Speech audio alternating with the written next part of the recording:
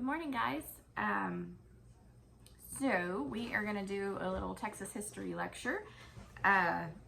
Did you know that on this day in history, the Battle of San Jacinto happened, and we learned all about the Battle of San Jacinto. It ended the Texas Revolution. Sam Houston led it. Remember, Sam Houston and his army go in while the Mexican soldiers are taking a siesta, and the Texans surprise them. They go in calling out or with their battle cry, remember the Alamo, remember Goliad, because that's why they were fighting. They were mad, they were upset. They won the battle. It lasted only like 18 minutes. It wasn't long at all, and at the end, I think like 9 Texans were killed, and like 600 something of the Mexican soldiers were killed. But that battle ended the Texas Revolution. At that battle, we talked about how Santa Anna, he tried to disguise himself, he tried to get away, he was captured. And once he was captured, they had Santa Anna sign the Treaty of Velasco. And the Treaty of Velasco, we learned all about that. That was the actual end of the revolution. In the Treaty of Velasco, Mexico promised to remove their troops from Texas. They said that they would trade their prisoners of war. They promised to never fight again. And they also set the southern border of Texas at the Rio Grande River, where it still is today. Okay, there was another treaty that Santa Anna also signed. It was a secret treaty. This treaty recognized Texas as an independent country.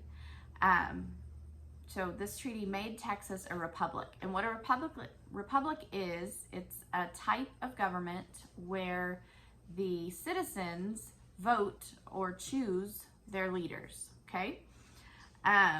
So kind of cool. We're going to do this lecture on the day that Texas actually won their independence.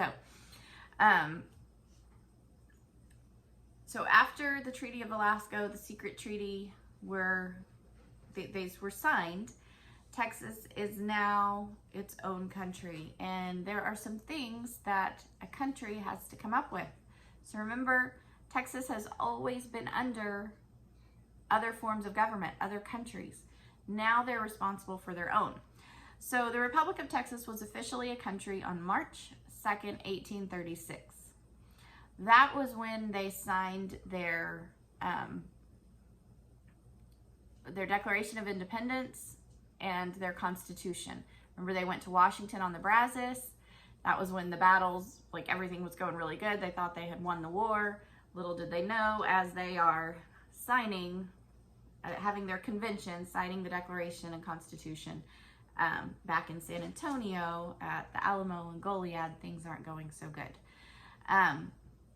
But that was when they actually declared their independence. So on March 2nd, 1836, they declared their independence. They signed their declaration, they signed their constitution, they modeled it after the United States government.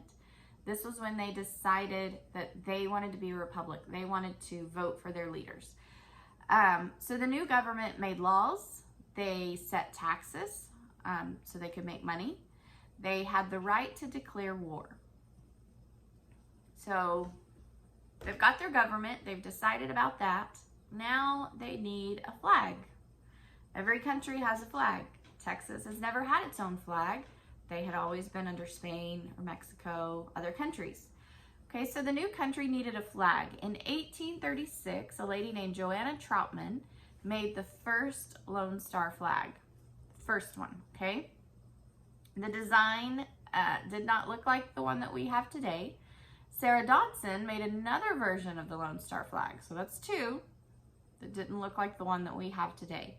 Both designs were different from the flags that we have today. And I don't have pictures to show you right now, but I will try to get some of my stuff from the classroom so I can kind of show you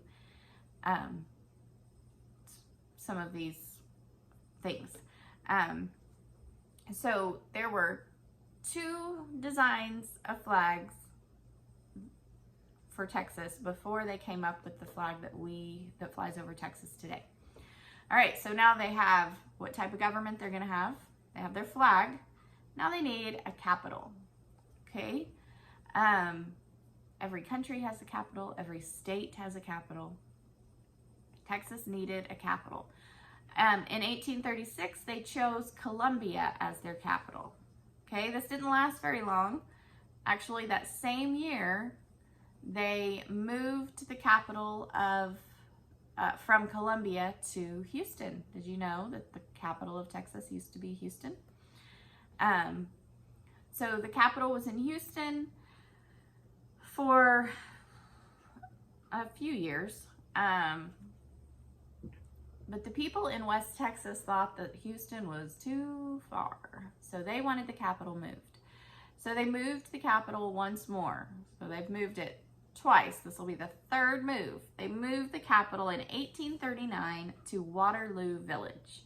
Waterloo Village was renamed Austin after Stephen F. Austin, and that is where our capital still is today, okay? So they had some trouble making up their mind. They changed their flag a few times, changed their capital a few times, but once they got it right, they got it right. So they moved the capital to where it is today, which is Austin. So I told you that Texans voted for the people they wanted to represent them in the government.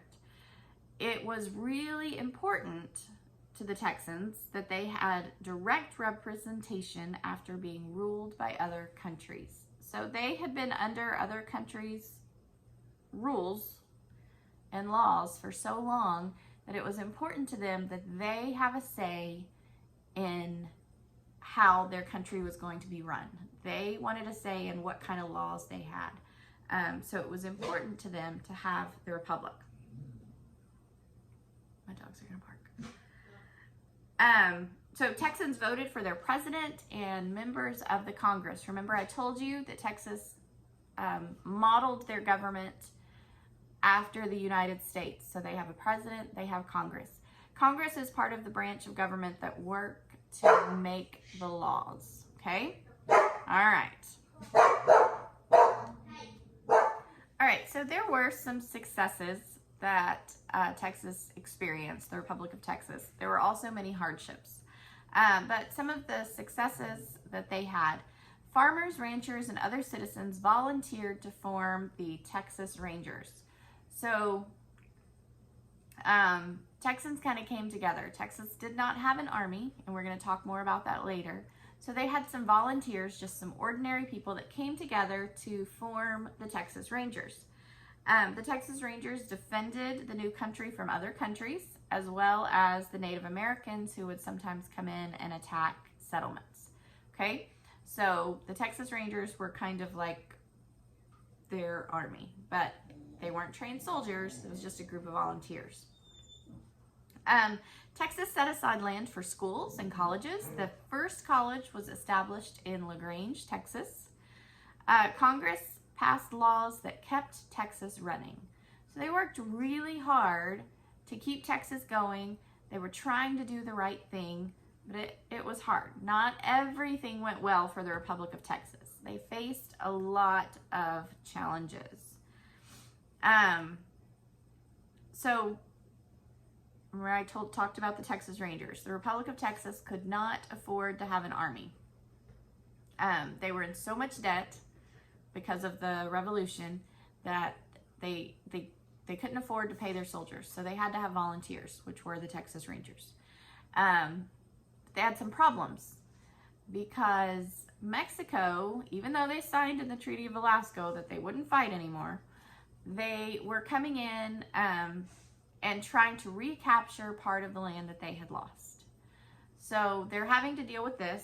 They are also having to deal with Native Americans.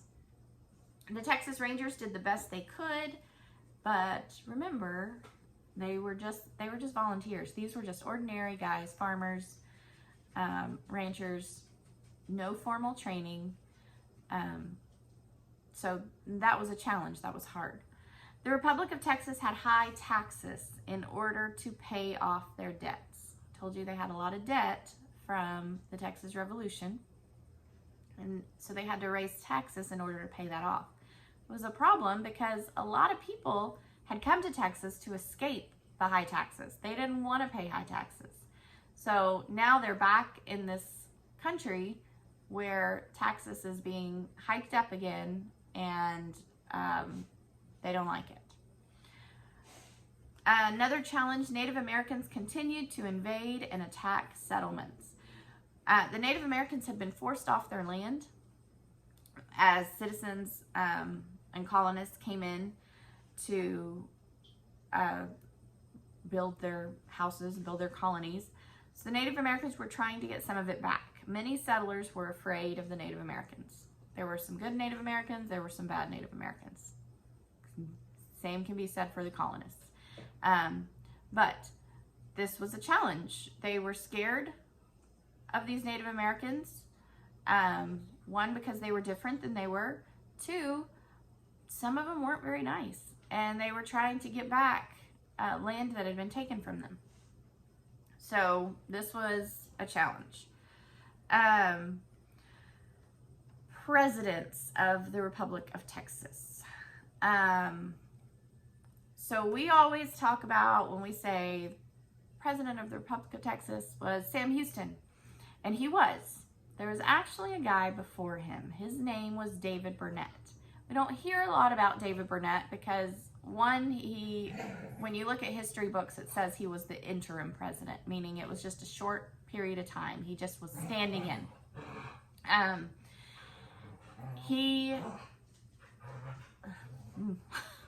He was the president from March 16th, 1836 to October of that same year. So what is that, like 7 months? Not very long. He was the president. This was the guy that signed the Treaty of Velasco. So he was in charge. March 16th. They signed their declaration on March 2nd. So he was voted in just right after that. He was a controversial president who did not bring Texans together after the Revolution. He had some pretty crazy ideas. One, in the beginning, he did not even want independence. He wanted Texas to stay part of Mexico. Okay, so David Burnett did not last long as president. It was just like around 7 months. And in came President Sam Houston. That's who we think about as the first president, many of us.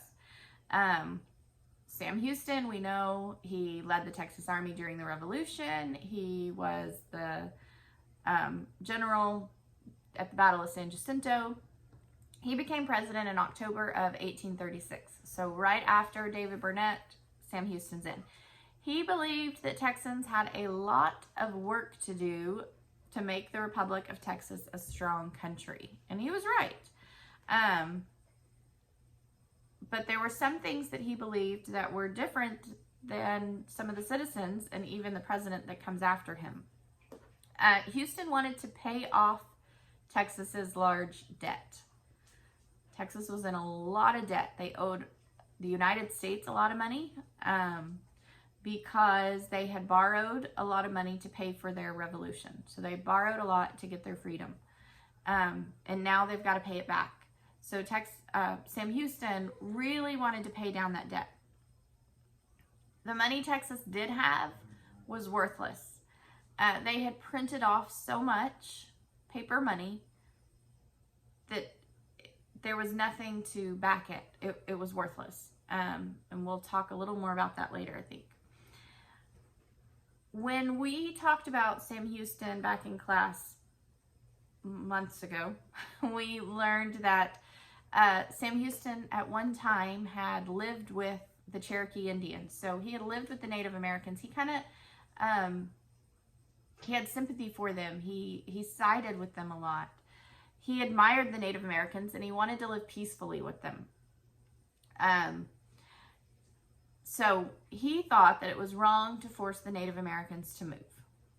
This was one area where Sam Houston differed a lot with other people, but he had a different side. He had lived with them for a few years. He had learned from them, and he had learned to respect them and their way of life.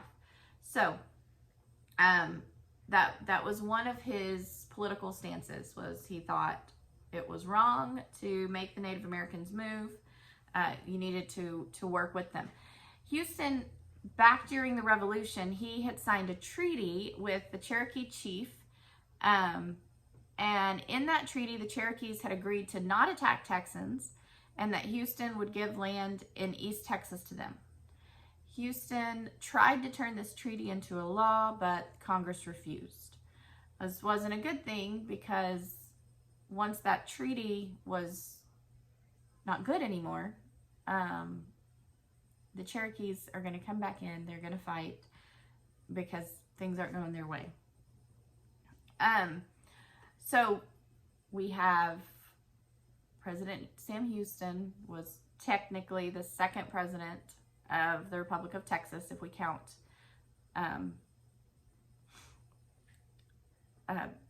David Burnett as the first. So then we have the third president was President Lamar. Marabou Lamar. He was the second elected president of the Republic of Texas. He was president from December of 1838 to December of 1841. He wanted to keep Texas an independent country despite all their challenges. So he thought, even though this is hard, even though we have a lot of debt, I want to keep Texas as an independent country. I don't want to become part of the United States. We want to figure this out on our own. One good thing about Marabou Lamar was he believed education was the most important part of building a strong country. So when we look up Marabou Lamar today, he is known as the father of education. He put aside land that was dedicated to building schools and colleges, and he really worked towards making sure education was important. Okay, so Marabou Lamar, third president of the Republic of Texas, known as the father of education. Okay, all right. President Lamar thought the way to get Texas out of debt was by printing more money. He printed so much money that it was almost worthless. It was just paper. You can't just print money and expect it to be worth something. That's not how it works. He also bought ships to create a Texas Navy. Why would this be a bad thing? What was wrong with Texas? They were already in so much debt that these purchases are just putting them further and further behind. So he wasn't helping them in that sense. Also, Lamar did not think that Native Americans belonged in Texas. He tried to take their land away from them.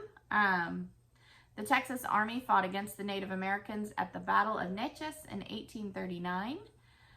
The Cherokee chief and many other Native Americans were killed. Their villages were burned, and the remaining Native Americans were forced across the Red River into what is now Oklahoma. So here's another area where President Lamar disagrees with Sam Houston. He wanted the Native Americans out of there, and he kind of got what he wanted. So now it's time to elect a new president, and actually, I believe, well, I don't have it. I believe David Burnett ran for president at this time too, but he did not win. Sam Houston won for the second term. Okay, so Sam Houston had already been president, and then we have Marabou Lamar, and then Sam Houston is voted in again. So he's fourth president now. In 1841, Sam Houston was elected to serve a second term as president. A term is a limited amount of time. Okay, so for this short amount of time, you can be president, and then you can't be president anymore. So that's what a term is. A limited amount of time that a person serves in office. Again, Houston's ideas haven't changed. He wants to pay off the debt that the Republic of Texas owed. He got rid of a lot of government jobs. He lowered salaries. He took only half of his usual pay. Some people aren't liking him, especially government officials who have a lot of pull. He's cut their pay. He's fired some of them. They don't really like Sam Houston. Houston had to pay attention to Mexico because Santa Anna was threatening to fight Texas again. So this second term that Sam Houston served as president was kind of a rocky term. It was hard. Houston wanted the United States to annex Texas. Maribel Lamar was against this. Sam Houston said, look, we're in a lot of debt. Mexico's threatening to fight again. We don't have an army. We're not strong enough as a country to defeat that again. So the United States has already offered to come in and take us over. That's what annex means, okay? They're going to come in and we are going to become part of their government. There were some Texans that were okay with this, but there were a lot that weren't. They'd worked really hard to get their independence. And here Sam Houston is saying, let's just go under this other government. So annexing a country or territory means to add it to your own country. So to take it over, to make it part of yours. Houston worked during his second term to make this happen. He thought the United States Army could better protect Texas from Mexico. So eventually we know, because Texas is no longer its own country, the United States did annex Texas and we became part of the United States. But for those like 10 or so years, we were our own country. That's kind of cool. So let's review some of the highlights. Texas was an independent republic for 9 years. I said 10. It was 9 years. They set up a government, chose a flag and a capital, and set aside land for schools and colleges. President Houston, Sam Houston, and Lamar, Maribel Lamar, did not agree on much, especially whether Texas should be annexed by the United States or not. So we have President Sam Houston, Maribel Lamar.